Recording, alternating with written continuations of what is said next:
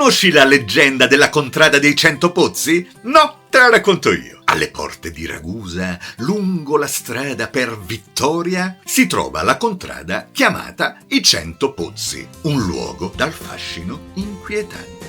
La roccia piatta è punteggiata di cavità tonde che, dopo la pioggia, si riempiono d'acqua come dei veri pozzi. Secondo la leggenda popolare, queste cavità sarebbero state create da diavoli evocati da un contadino che, dopo aver acquistato una misteriosa tabacchiera, si era trovato in balia di forze oscure. Una chiromante scoprì gli spiriti malvagi dentro la tabacchiera e suggerì un espediente per liberarsene, assegnare loro compiti impossibili. Allora il contadino ordinò agli spiriti di scavare 100 pozzi nei dintorni e i demoni esaudirono il suo desiderio. Poi disse loro di costruire un secchio di pasta e anche quello fu realizzato. Infine chiese di formare una corda di sabbia con i loro corpi. I demoni la costruirono, ma al tocco del contadino la corda si dissolse in polvere